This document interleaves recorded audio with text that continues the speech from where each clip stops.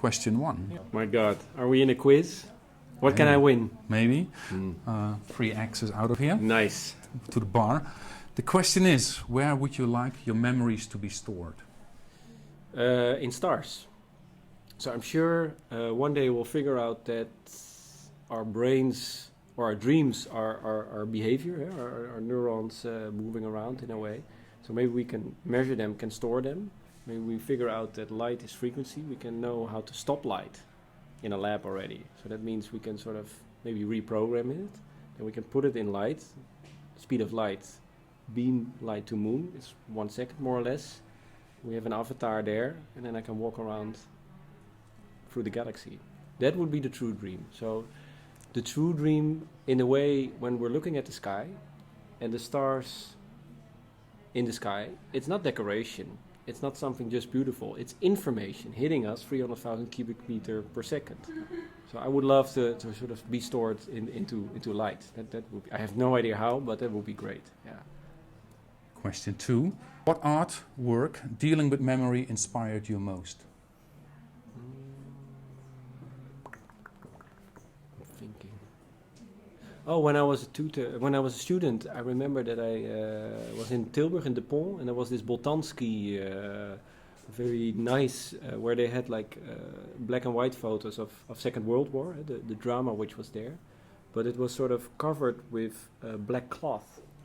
But then there was a ventilator which were on the ceiling, and it created wind, which sort of allowed the black cloth to move a bit, so you would see the images, but not really. And it was a beautiful way of sort of, and a very tragical way at the same time, to sort of show and hide, and that made a memory very, very alive and very like catching my throat. So I remember that when I was 17 or 18 years old. Yeah, that's stored in my brain. Yeah. Question number 3. Which mnemonics and memory aids do you use?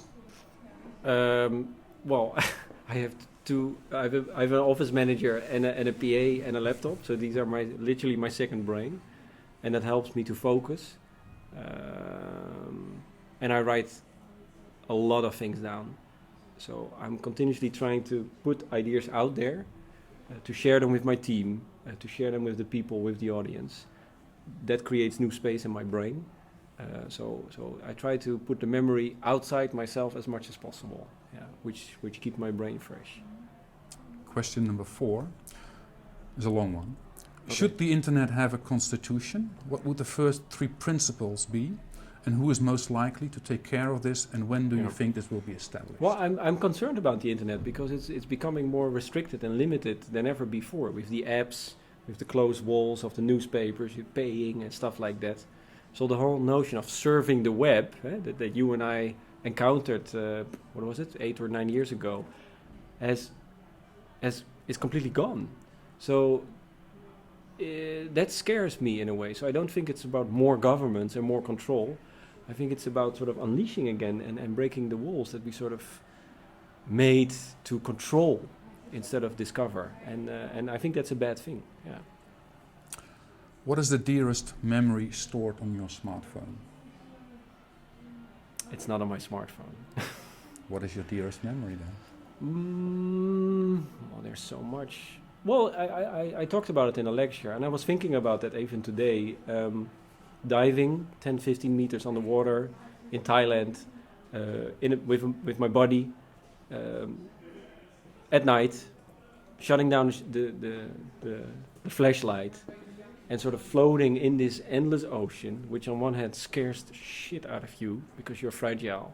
On the other hand, you move your hand through the water, and these algae, these light-emitting algae, start to shine, to emit light. In a way, it's this notion of stardust. And looking at it, I realize it's history, it's future, it's nature, it's technology, it's everything you and I talk about it and envision, and it's already there, and I don't understand it, and I love it. And these kind of physical interaction, they feed the things I make. I'm not understanding them yet, but maybe that's okay. Yeah. 5th and final question. Sure. What advantages could predictive analytics bring to you personally? Oh, I need technology as a buddy.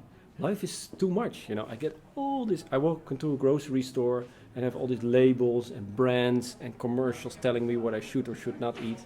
It's too complex. So I need somebody who moderates, who understands me, who gives me advice, who I can trust.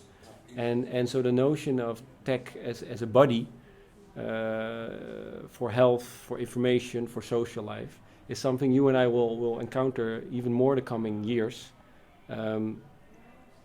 It's a question of control. Mm-hmm. Who's controlling the software? Is this the health insurance or the government, or is it something we build up together?